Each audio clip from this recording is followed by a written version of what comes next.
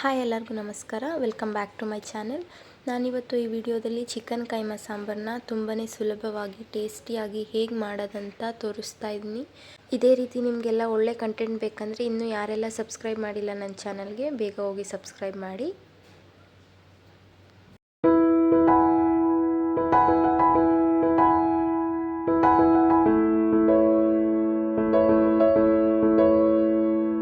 First ಇಲ್ಲಿ ಕೈಮಾ ಸಾಂಬಾರಿಗೆ ಖಾರ ರುಬ್ಕೋಬೇಕು. ಅದಕ್ಕೆ ಏನೇನು ಬೇಕು ನೋಡೋಣ. ಫಸ್ಟು ಒಂದು ಬಾಣಲೆ ತೊಗೊಂಡು ಅದಕ್ಕೆ ಒಬ್ಬೊಬ್ಬರು ಆಯಿಲ್ ಬೇಕಂದರೆ ಹಾಕ್ಕೊತಾರೆ. ನಾನು ಆಯಿಲ್ ಇಲ್ಲದೇ ಹಂಗೆ ಹುರ್ಕೋತೀನಿ. ಎರಡು ಈರುಳ್ಳಿ ಮತ್ತು ಒಂದು ಟೊಮ್ಯಾಟೊ ಹಾಕ್ಕೊಂಡು ಅದನ್ನು ಹುರ್ಕೋಬೇಕು ನೀಟಾಗಿ. ನಿಮಗೆ ಆಯಿಲ್ ಬೇಕಂದರೆ ನೀವು ಆಯಿಲ್ ಹಾಕ್ಕೊಂಡು ಹುರ್ಕೋಬೋದು. ನಾನು ಆಯಿಲ್ನ ಸ್ಕಿಪ್ ಮಾಡಿದ್ದೀನಿ.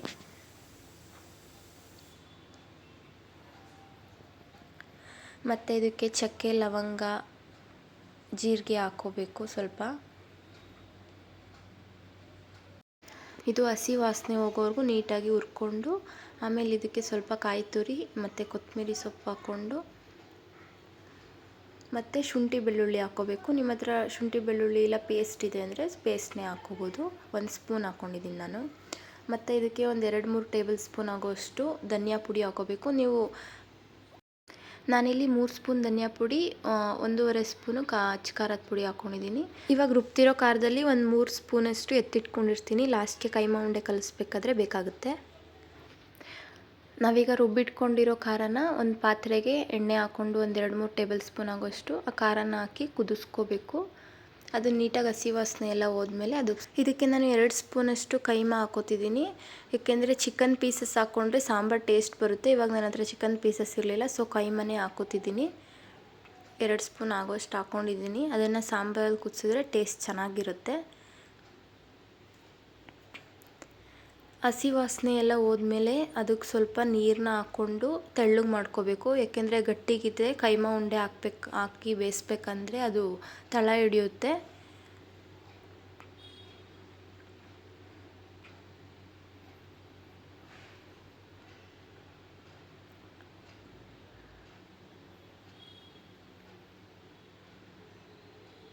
ನಾನಿಲ್ಲಿ ಅರ್ಧ kg ಕೈಮಾಗೆ ಆಗೋಷ್ಟು ಮಾಡ್ಕೋತಿದ್ದೀನಿ.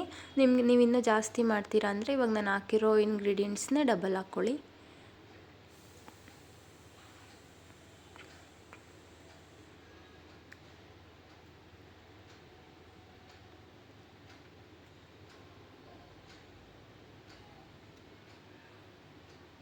ನಾನಿಲ್ಲಿ 3 ಗ್ಲಾಸಷ್ಟು ನೀರು ಹಾಕ್ಕೊಂಡಿದ್ದೀನಿ. ನೋಡಿ, ಅದಕ್ಕೆ ಸಾಂಬಾರನ್ನ ತೆಳ್ಳಗೆ ಮಾಡ್ಕೋಬೇಕು. ಅದನ್ನು ನೀಟಾಗಿ ಕುದಿಸಿ ಎತ್ತಿಟ್ಕೊಂಡಿರಬೇಕು ಸಾಂಬಾರನ್ನ.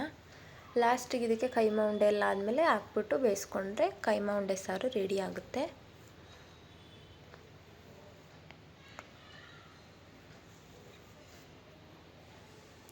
ಇದನ್ನು ಎತ್ತಿಟ್ಕೋತೀನಿ. ಇವಾಗ ಕೈಮಾ ಉಂಡೆ ಕಲಿಸ್ಕೊತಿದ್ದೀನಿ. ಇವಾಗ ನಾನಿಲ್ಲಿ ಅರ್ಧ kgಯಷ್ಟು ಚಿಕನ್ ಕೈಮಾ ತೊಗೊಂಡಿದ್ದೀನಿ. ನಿಮಗೆ ಮಟನ್ ಕೈಮಾ ಮಾಡ್ಕೋತೀರಾ ಅಂದರೆ ಚಿಕನ್ ಬದಲು ಮಟನ್ ಕೈಮಾ ಯೂಸ್ ಮಾಡಿ. ಇದಕ್ಕೆ 3 ಈರುಳ್ಳಿನ ಸಣ್ಣ ಕಟ್ ಮಾಡಿ ಇಟ್ಕೊಂಡಿರೋದನ್ನ ಹಾಕೋತಿದ್ದೀನಿ. ಮತ್ತು 1 ಕಪ್ಪಷ್ಟು ಕೊತ್ತಂಬರಿ ಸೊಪ್ಪು ಮತ್ತು ಆವಾಗಲೇ ಎತ್ತಿಟ್ಕೊಂಡಿದ್ದು ಖಾರನ 2-3 ಸ್ಪೂನ್ ಅದನ್ನು ಇದಕ್ಕೆ ಹಾಕೋಬೇಕು.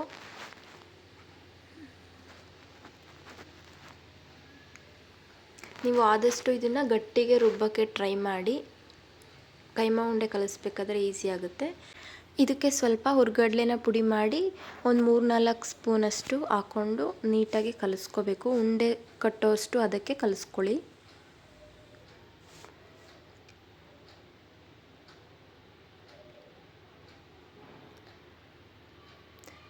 ಇವಾಗ ಇದಕ್ಕೆ ನಾನು 1 ಟೇಬಲ್ ಸ್ಪೂನಷ್ಟು ಉಪ್ಪು ಹಾಕೋತಿದ್ದೀನಿ.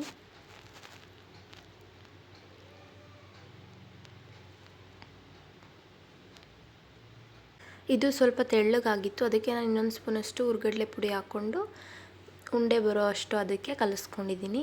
ನೋಡಿ, ಇವಾಗ ನಾನು ಉಂಡೆ ಎಲ್ಲ ಮಾಡಿ ಇಟ್ಕೊಂಡಿದ್ದೀನಿ. ಈ ಉಂಡೆನ ಇವಾಗ ಬೇಯಿಸ್ಕೊಬೇಕು. ಸಾಂಬಾರಲ್ಲಿ ಹಾಕಿ ಡೈರೆಕ್ಟಾಗಿ ಬೇಯಿಸಿದ್ರೆ ಉಂಡೆ ಎಲ್ಲ ಕಳ್ಳೋಗ್ಬಿಡುತ್ತೆ ಮತ್ತು ತಳ ಹಿಡಿಯುತ್ತೆ, ನೀಟಾಗಿ ಬೇಯಲ್ಲ ಅದು. ಇವಾಗ ಅದಕ್ಕೆ ನಾನಿಲ್ಲಿ ಒಂದು 3/4 ಲೀಟ್ರಷ್ಟು ನೀರು ಹಾಕ್ಕೊಂಡು ಅದಕ್ಕೆ 1.5 ಸ್ಪೂನು ಉಪ್ಪು ಹಾಕ್ಕೊಂಡು ಮತ್ತು 1 ಸ್ಪೂನಷ್ಟು ಖಾರದ ಪುಡಿ ಹಾಕ್ಕೊಂಡು ಅದನ್ನು ನೀಟಾಗಿ ಕುದಿಯೋವರೆಗೂ ನೀರನ್ನ ಕಾಯಿಸ್ಕೋಬೇಕು. ಈ ನೀರಿಗೇ ಸ್ವಲ್ಪ ಸಾಂಬಾರು ಮಾಡಿ ಇಟ್ಕೊಂಡಿದ್ದೀವಲ್ಲ ಅದನ್ನು ಆ್ಯಡ್ ಮಾಡಿಕೊಂಡೆ ಟೇಸ್ಟ್ಗೋಸ್ಕರ ಅಷ್ಟೇ. ನೀವು ಬೇಡ ಅಂದರೆ ಸ್ಕಿಪ್ ಮಾಡ್ಕೋಬೋದು. ನೀವು ಈ ರೀತಿ ಇದರಲ್ಲಿ ಬೇಯಿಸ್ಬಿಟ್ಟು ಆಮೇಲೆ ಸಾಂಬಾರಲ್ಲಿ ಕುದಿಸೋದ್ರಿಂದ ಉಂಡೆಗಳೇನು ಒಡೆದೋಗಲ್ಲ, ನೀಟಾಗಿರುತ್ತೆ ಮತ್ತು ನೀಟಾಗಿ ಬೇಯುತ್ತೆ ಕೂಡ. ನೋಡಿ ಇಷ್ಟು ಮಳ್ಳಬೇಕಾದ್ರೆ ಉಂಡೆಗಳನ್ನ ಹಾಕ್ಕೋಬೇಕು. ಆ ಉಂಡೆ ಎಲ್ಲ ಬೆಂದ ಮೇಲೆ ಬರುತ್ತೆ, ತೇಲ್ತಿರುತ್ತೆ. ಆವಾಗ ಗೊತ್ತಾಗುತ್ತೆ ನಿಮಗೆ ಬೆಂದಿದೆ ಅಂತ. ಆವಾಗ ಎತ್ತಿಟ್ಕೋಬೇಕು ಒಂದು ಪ್ಲೇಟ್ಗೆ.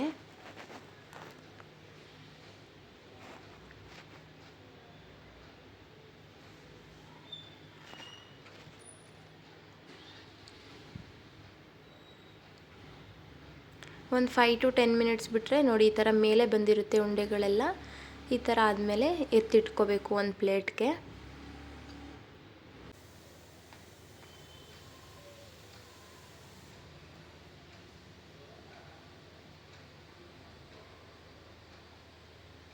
ಇದೇ ರೀತಿ ಮಿಕ್ಕಿರೋ ಕೈಮಾ ಉಂಡೆಗಳನ್ನೂ ಬೇಯಿಸ್ಕೊತೀನಿ.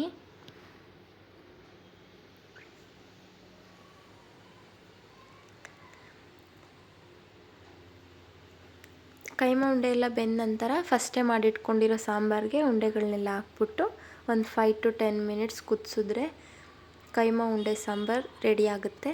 ಆದಷ್ಟು ಅಗಲ ಆಗಿರೋ ಪಾತ್ರೆಯಲ್ಲಿ ಮಾಡೋಕ್ಕೆ ಟ್ರೈ ಮಾಡಿ, ಉಂಡೆ ಆವಾಗ ಒಡ್ಕೊಳ್ಳಲ್ಲ.